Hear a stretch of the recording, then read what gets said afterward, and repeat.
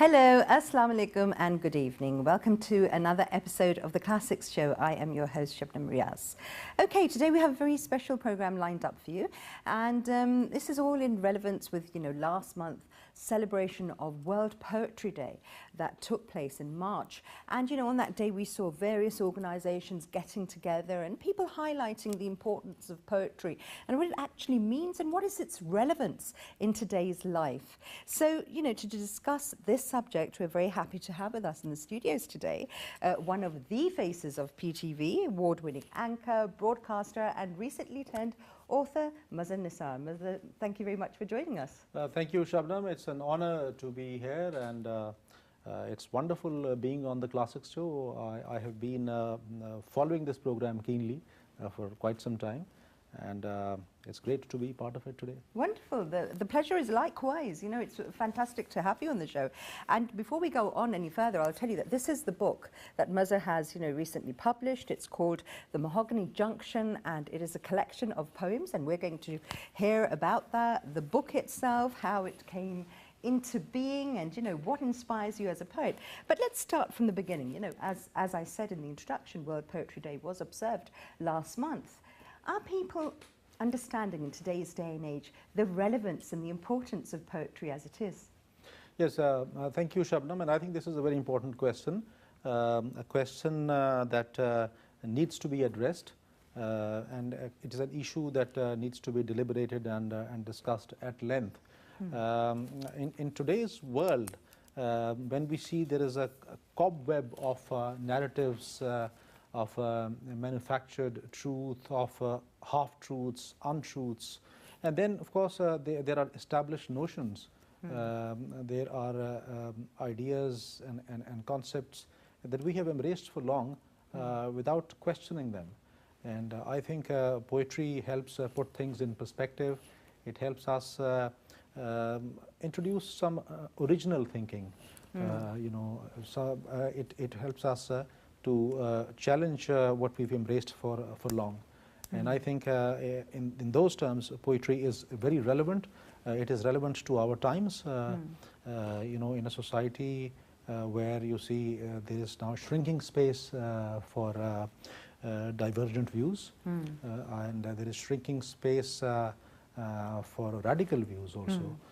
I think poetry is an important medium, because through poetry you could convey ideas that at times you can't convey through prose. So that's that makes poetry, expression in poetry, a very important medium. Absolutely. As you just mentioned, the truth, the quest for seeking the truth, and to, instead of having that prepackaged material that you're all the recipients of, and you're facing and everything, the actual phenomena of getting a person to think out of the box, to use that critical thinking, and to challenge mindsets.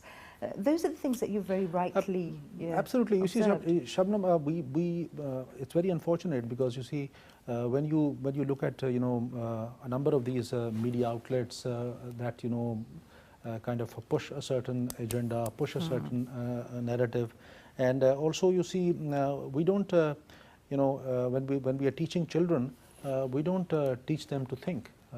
We don't teach them to wonder. And because that's very important. Why is that? For what are we human afraid advancement. of? I think there is a manufactured, as I said, or tailored narrative. There is an objective that we want to achieve. It's like I mean, from the industrialized age, it's like we are just producing products, en masse, and teaching them the same thing.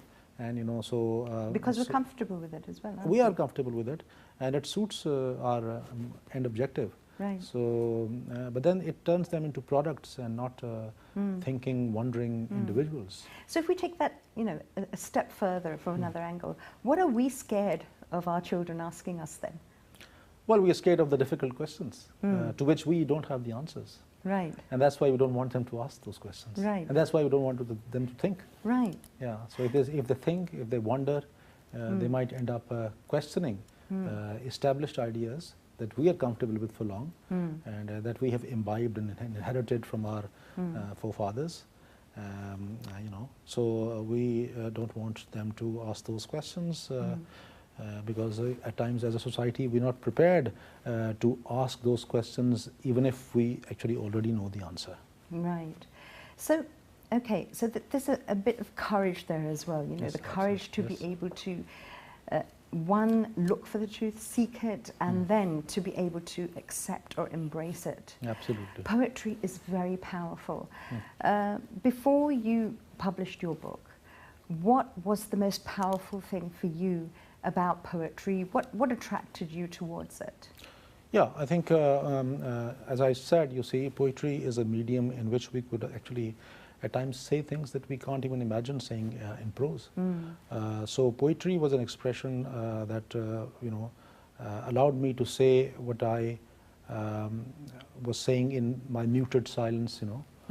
So if there was one medium through which my soul could speak, it was poetry. Otherwise one says a lot of things, one thinks and then says a lot of things, but then these are things that you say because you feel them, and poetry is the medium where you could say what you actually felt in an experience, which you would otherwise shy away from saying. And poetry gives you the space and the allowance and the license to express yourself in that manner. I love the phrase that when your soul is speaking, and then you're actually able to deal with those questions. Again, we were coming back to the same thing. All those questions that are stirring inside, they need answers. The soul is restless. The soul is restless, and many creative people, we will find a common denominator of restlessness that compels you to write, to paint, to compose music. So everyone has a restless soul. So in other words, creativity then is very, very important in one form or the other. Absolutely. I think to be able to, I think this is something that is divine, creation itself. And anybody who is into the process of creativity is actually accomplishing that divine mission, and so therefore it's vitally important. And I think, the best part, as I said, about poetry is that you can actually, from what your soul is saying, you can actually come up with a body of work, which can be shared with others, and which can actually stir conversations, a discourse, make people think. Absolutely. And I think, if you ask me that what would be the objective that I would, intend to achieve through putting together, a volume of poetry, I think the end objective would be to just make people think, because they don't. Because each day of their lives, they accept what others think for them, and they act on it. And which is very dangerous. Yeah, it is, absolutely. So to stir that thinking process and to allow people to think about things that they have just accepted always, as established ideas. Okay, so, another thing here, we're giving our children an education, we ourselves, acquiring various degrees. But how educated are we really? The importance of bringing everyone, young, old, professional, whatever, the stay-at-home mum, the importance of bringing a person back to literature. How, what degree is that, and how can it be addressed? Well, you see, when it comes to children, there is so much, of demands on them to learn that we at times lose sight of the importance of unlearning, which is actually the most important part of a learning process. That is Unless amazing. you've unlearned, you just can't learn. Unlearn what?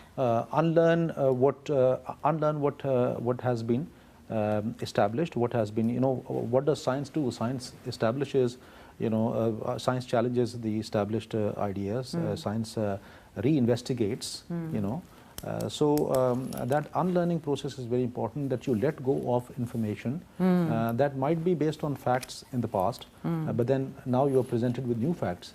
So unless you let go of those ideas and those facts, you cannot create space for learning. And that is where the problem lies, So we do not teach our children to unlearn. Oh, that's fantastic. And then relearn, Often we see that, based on, hearsay, or based on, based on information that is passed on to us, we hang on to a certain idea. And, when presented with facts that are more powerful than the ideas that we harbor, we do not change our position on an issue. Right. Which is not how science kind of operates, in science, when you are presented with new facts, the entire concepts change, the theories change, So therefore, I think the most important part is unlearning and then relearning. That is something that we need to teach our children. And as we discussed a few moments back, that poetry is a very powerful medium.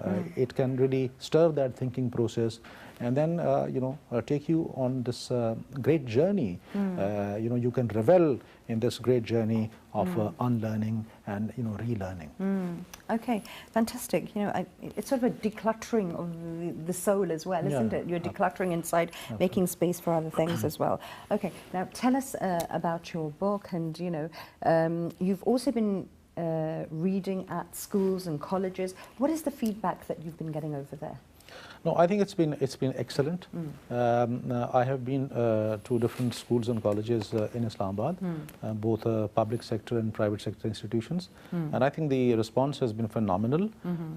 Some of the ideas that I've shared through my poetry were received with a great deal of enthusiasm by the students, and also I think I have been able to kind of present ideas that they identified with. That's very important. Okay. To reach out to young people and to communicate with them, it's important to touch upon subjects that they are interested in. Absolutely. And speak their language. Yeah, absolutely, and be on platforms that they subscribe to, and that's very important. So I realized that if you reach out to them rather than waiting for them to reach out to you, and being passive, I think when you're there, when you talk to them, you do feel that it's not as hopeless as people would think it is. Yes, absolutely. And the power of poetry, the words, that centuries before have been written down, timeless literature that we quote often. And sometimes, automatically to a certain situation, you'll be able to fit a certain verse or a poet or whatever they've said. That is also, phenomenal as well. What are some of your favorites, your favorite poets and your favorite verses? What speaks to your soul? Well, you see, I'm a great fan of W.B. Yeats and Shelley, and I mean, Ode to the Westerly Wind was a poem that would always inspire me, and also, of course, I have had some reading of some Urdu poetry, in my younger days. So yes, mostly revolutionary poetry, love poetry, poetry that speaks about the nature, its beauty, is poetry that has always inspired me. Right. Okay. So just to share a few parts of the poetry that have been very, very famous, and just to talk about those. Emily Dickinson, because I could not stop for death, he kindly stopped for me. The carriage held but just ourselves, and immortality. Again, just a few. Oh yes, absolutely. And then, as you said, as you said, it's just that whole platform. Okay, you've unlocked a door. Yes. Absolutely. So who's going to reap what they want from there? Oh yes, isn't absolutely. it? And then, and when wind and winter harden all the loveless land, it will whisper of the garden, you will understand. And that's Oscar Wilde. Oh, yes. So again, words like that. Okay, do you think that the media, because we were talking, before about the media, do you think it's paying enough attention towards getting people back into literature And you first of all, you have to get a nation into a mood for something. Yeah, I think you see there is so much of overflow of information that is being shared that there is little space for going beyond the veneer of this this cobweb of information that we have. There is a great rat race to get information to us, before the others. This breaking news culture, and then there's this entire issue of ratings. In this entire competition, I think this deep thinking, is lost somewhere. And we need to bring people back to deep thinking, to look within themselves and to reinvestigate their behaviors, their interactions with people, and then we can also suggest course correction when we allow people the space to rethink and to indulge in this deep thinking process. I think the media channels should dedicate some time to it. I know PTV is. There are some shows. I know that there's recently a show has been launched on the PTV, the Urdu channel, which talks about philosophy, which talks about deep thinking, looking within oneself. So those are the kind of programs that the channels should allocate space to, and because you see they also have an obligation to the society, and so they have to really come out of this this race of ratings and getting information before the others. Absolutely true. Okay, so these are the things that we need to address, as you've said. Tell us about your book now, your poetic journey, and the feelings you have now that you've been able to publish your book. Yeah, I think I have been kind of trying my hands at poetry for a long time, but I think I actually I started crafting poems like around over 10, 11 years back. And if you recall, I had also shared some poetry with you. Absolutely. And so you had encouraged me, because I wasn't too sure that if what I was writing was of any worth. But I think it was great that you had encouraged me, and with your encouragement I was very pleasantly surprised. I remember the first time I read your poem. So wow. Yeah, so with your encouragement I did then delve into this craft, and I think I have touched upon diverse subjects. Nature being my favorite, the sound of nature, its whispering, its visual beauty, that really inspires me. And also you see the prick of conscience, its voice, you see rejecting ideas that have been passed on to us for generations, questioning established notions, love.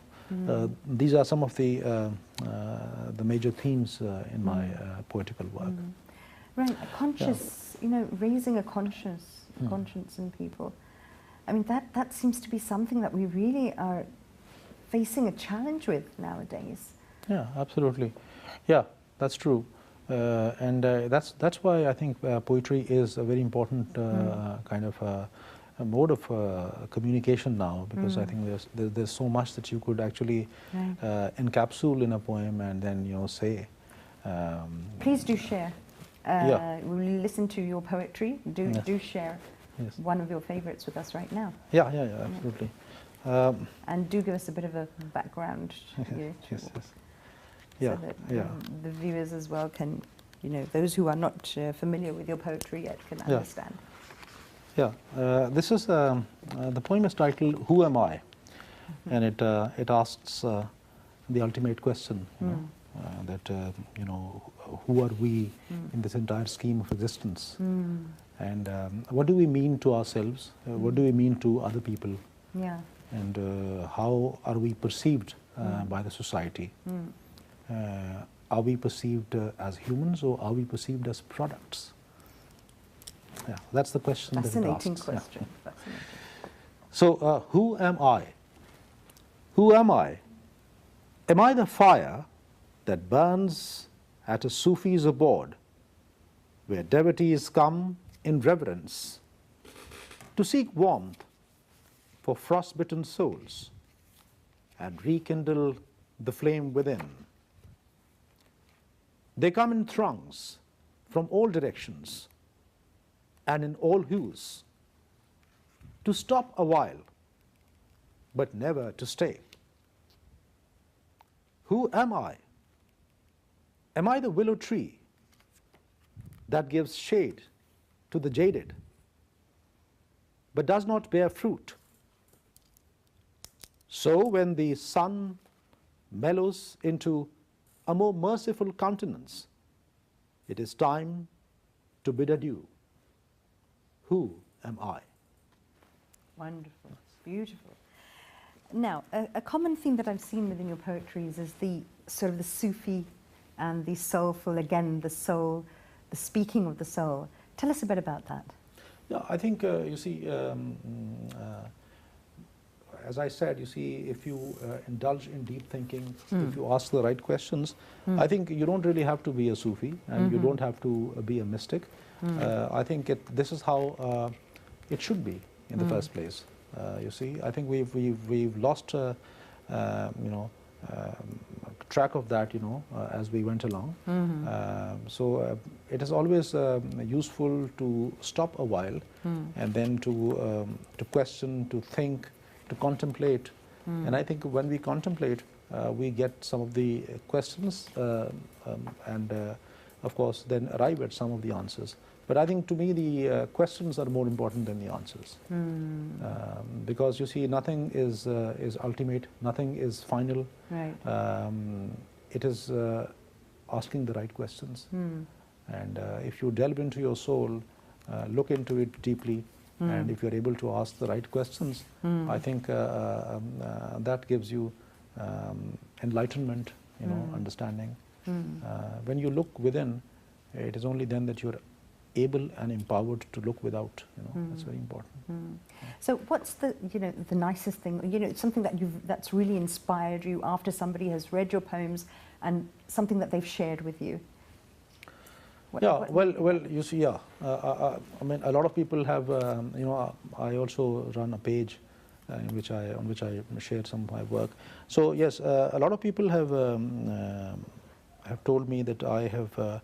Through my poetry, made them think about things that they, that they never noticed, that they never thought about, and it has kind of made them question themselves, made them question, their daily behavior, their interaction with their fellow human beings, and I think that makes me very happy, because.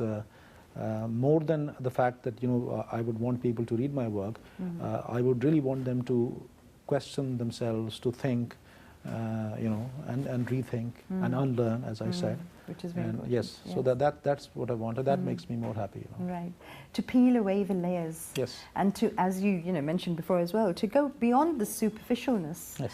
And take things into depth. Now, there's another poem of yours that I would like to read out. I really like this one; it's a favourite of mine as well. The Panorama.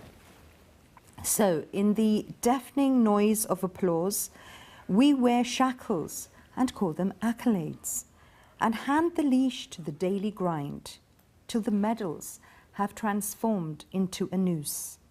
And from the restlessness of our bubble, we witness a panorama that our fingers long to touch, a fleeting vista, though within our reach, yet eludes our grasp. The nights drunk on moonlight, days kissed by the gentle breeze, evenings caressed by the Midas touch of a half-asleep sun, the aroma of autumn as it stops by to hold trees in a joyful embrace. And on occasions, I had ventured out to steal pieces of them and hide them in the recesses of the soul. So when you come, we can relish each moment, unhindered by the bubble. That, again, wonderful, fantastic. Can you explain to our, people who are watching, thank you what so this much. is? Yeah, you see, the thing is that in this daily grind, we tend to lose sight of life.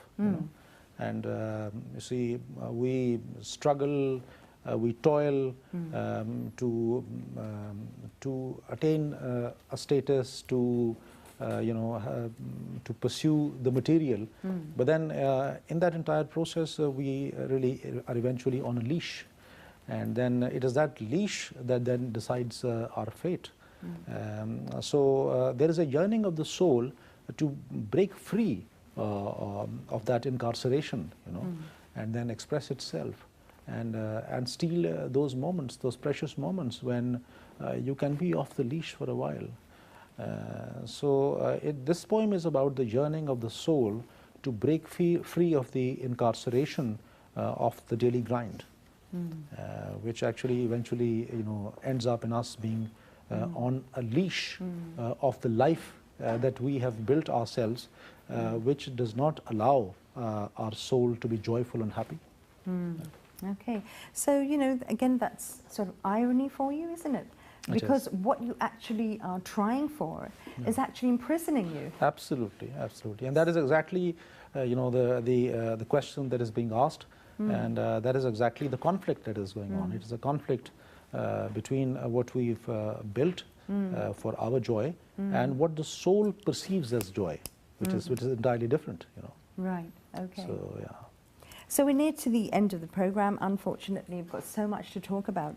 But I would like you to share one of your favorites in the book, and also a short message as well for everyone who's watching in regards to how they, if number one, if they think that they can write, what they can do to take that dream forward, and why people should be taking out the time to read poetry. Yeah.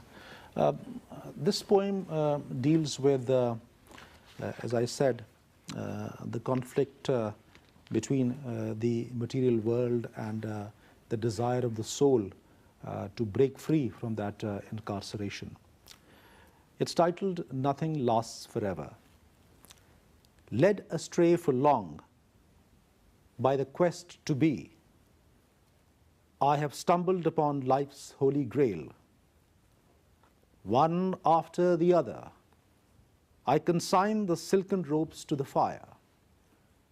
Unshackled from desire, I rejoice, I revel, I soar, I sing. I dust off the glitter, I fly, I flutter. I'm a feather, I'm the wind, I'm the child who never sinned. I wear the amulet from the shrine of nothing.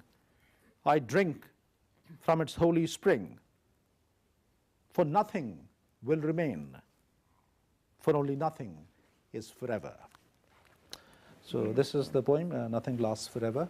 And of course, as we mentioned, asks the same question, addresses the conflict between the the yearning of the soul. It's a poem of liberation, isn't it? Yes, again, I mean, there's a lot of the chaining of the soul and the liberation from oneself. That is also a recurrent theme in your poetry. Yeah, that's why you see, poetry is an act of humility and courage at the same time. Exactly. And I think people, young people who would want to express themselves, express their ideas, and express what they feel deep inside. I think poetry is the right medium, and you can be a poet and be very courageous also. And I think all great poets are humble, but they are courageous. They ask the right questions. They make us think, rethink. They make us unlearn, as I said, and established notions are challenged through this medium of expression.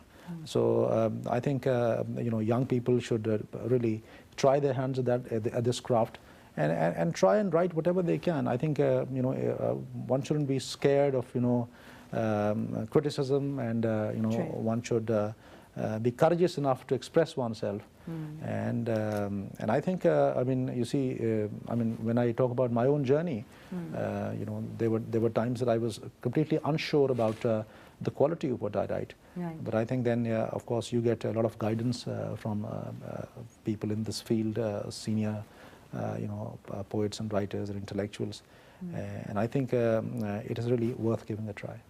Fantastic. That's a wonderful message. Thank you so much, Mazhar, for being a guest with us on the Classics Show.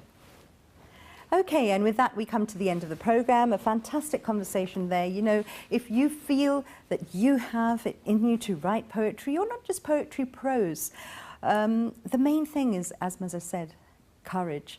Courage to pour out your inner feelings and put them on display for others, and have the courage to ask the right questions. So until next week, with that thought, see you. Bye-bye.